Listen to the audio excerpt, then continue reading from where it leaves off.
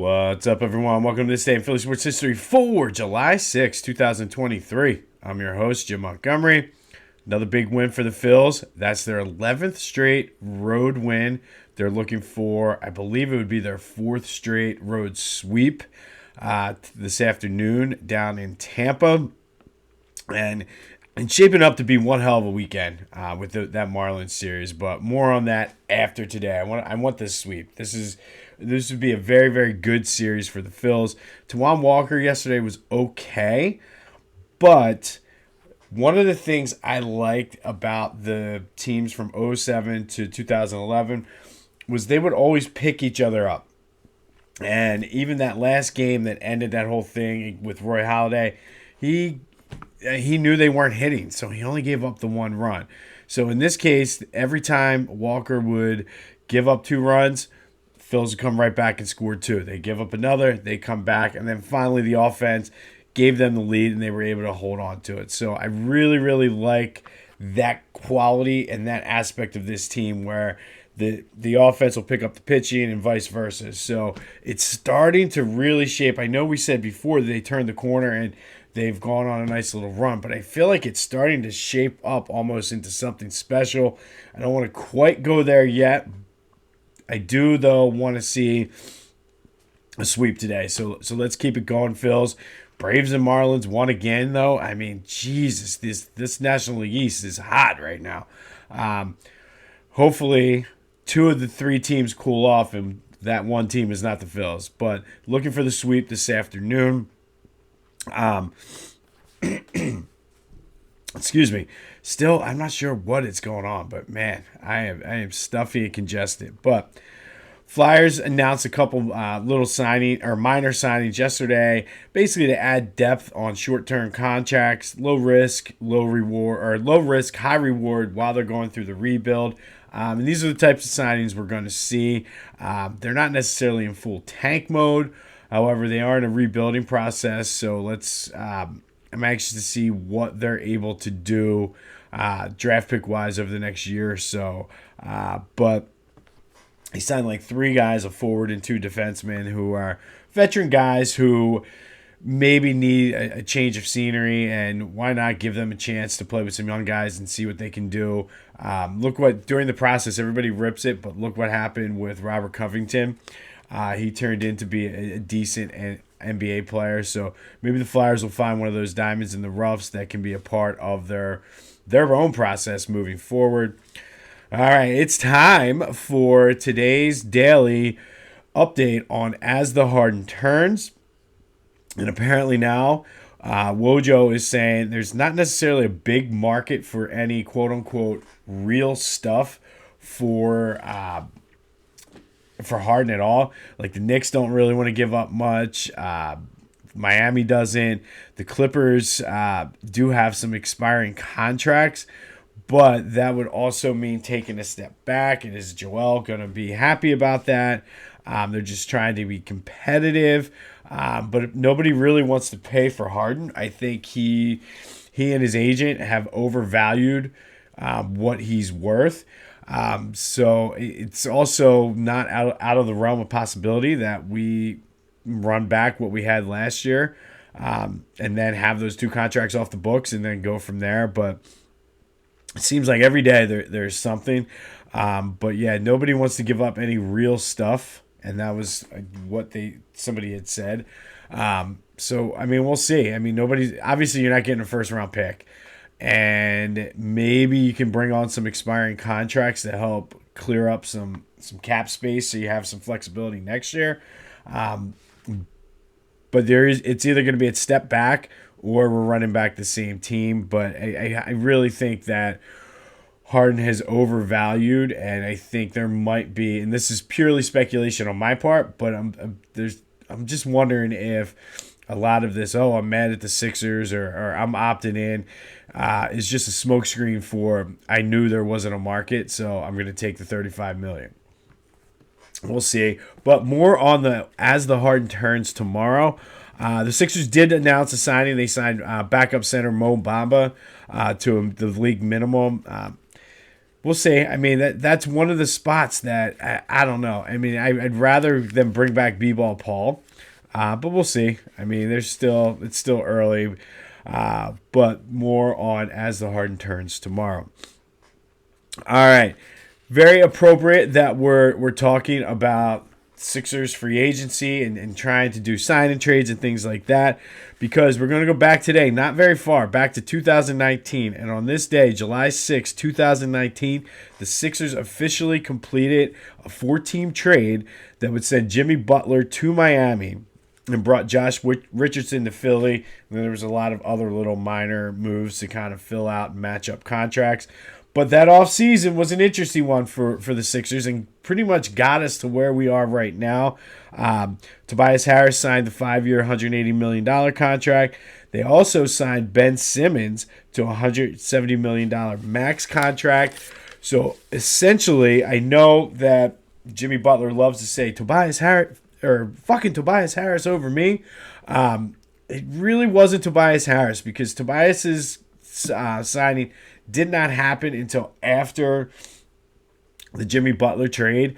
And I'm not sure of the exact timing on it. It could have been after Ben Simmons too. I don't know. But ultimately, the Sixers chose Ben Simmons and Brett Brown over Jimmy Butler. But it was on this day that all that trade officially happened back in 2019, drastically changing the I guess you could say the trajectory of two franchises, because Miami now has made it to 2 NBA Finals, albeit one was in the bubble, while the Sixers still cannot get out of the second round. We're still stuck with that Tobias Harris contract, one more year.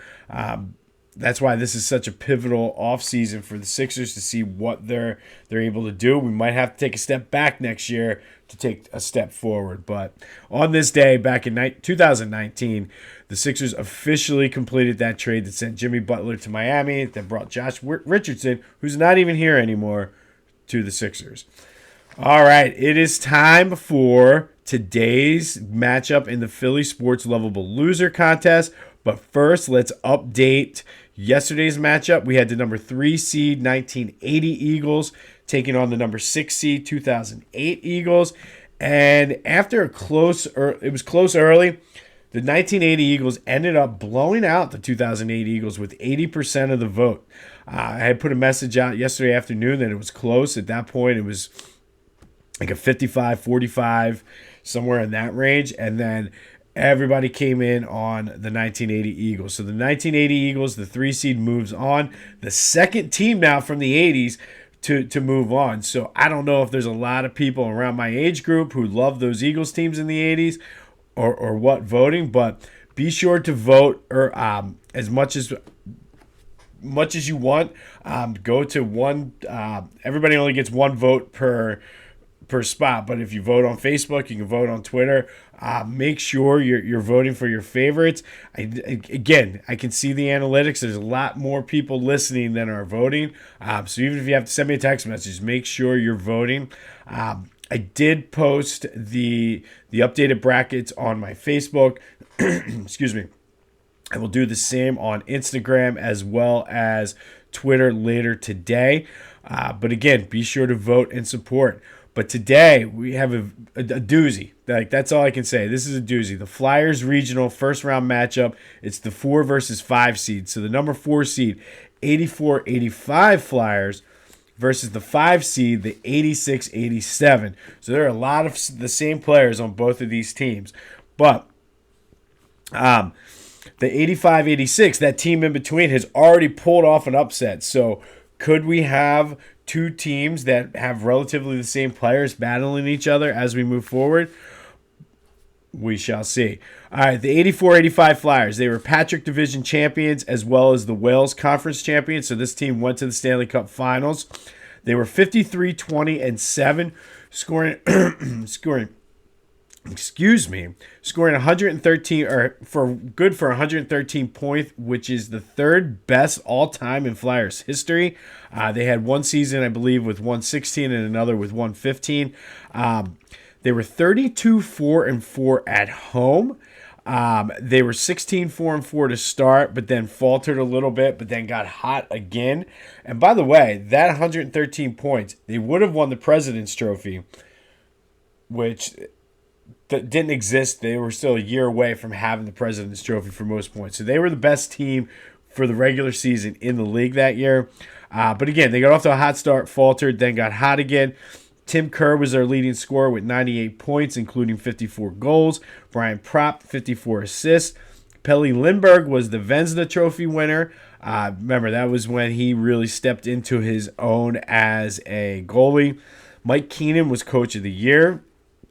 They rolled through the Wales Conference playoffs, beating the Rangers 3-0, Islanders 4-0, Nordiques 4-2.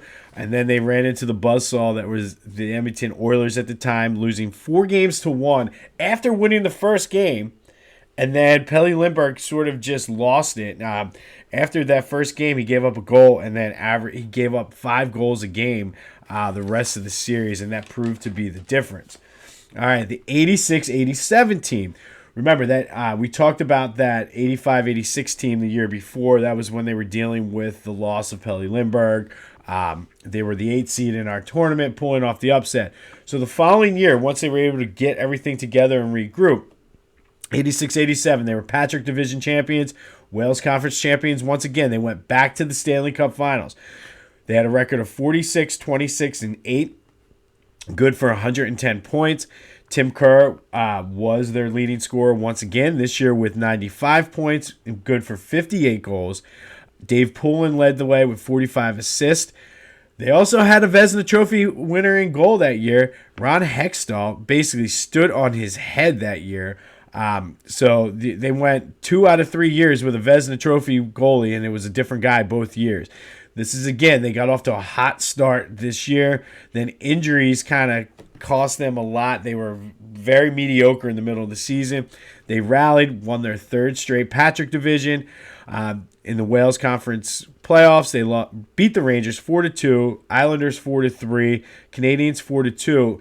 And once again, they met the Edmonton Oilers in the Stanley Cup Finals. This time it went 7 games. Ron Hextall was phenomenal. He won the Conn Smythe, which is the MVP of the playoffs for a losing team. Second flyer to win the Conn Smythe in a losing effort in the Stanley Cup Finals. But just these two teams are very, very evenly matched, and either one of them could have been a 4 seed versus the 5 seed. Honestly, the 84-85 team got the nod at the 4 seed because of basically having 3 more points than the 86-87 team, but very evenly matched. So, as I always do, we did the matchup on What If Sports. Each team got 5 home games, even though they were both in the same building. I guess in hockey it matters because they had the last line shift. The 86-87 team won 6 out of 10 times, but 5 of the games were 1-goal games, including the 1 game that went into overtime. So again, these teams are very, very evenly matched. You got Pelle Lindbergh versus Ron Hextall, Tim Kerr versus Tim Kerr. So be sure to vote which team would win. And this is like a Flyers fan's dream. Which one of these teams was the better team? Both of them got to the Stanley Cup Finals and lost to the Edmonton Oilers. Is it the 84-85 team with Pelle Lindbergh in goal? Is it the 86-87 team with Ron Hextall in goal? Be sure to let me know.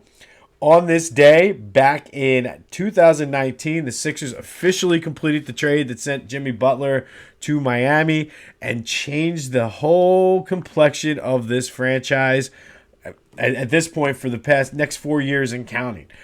Maybe Daryl Morey has something up his sleeve. We shall see. Phil's looking for the sweep of the Rays. Again, this is a huge series win for them. Not only to keep pace in the NL East, but because the Rays are a pretty damn good team. So this is a huge series. We got to get through today, and there's that big weekend series I'm looking forward to against the Marlins this weekend. What's going to be tomorrow's update on As the Harden Turns? Who knows? But be sure to tune in tomorrow. This has been This Day in Philly Sports History. I'm Jim Montgomery. Stay cool out there. It has been brutally hot. I feel like I've been sweating for almost a week straight. But go have yourselves a Thursday. Drink plenty of water. And until next time, I will see you when I see you.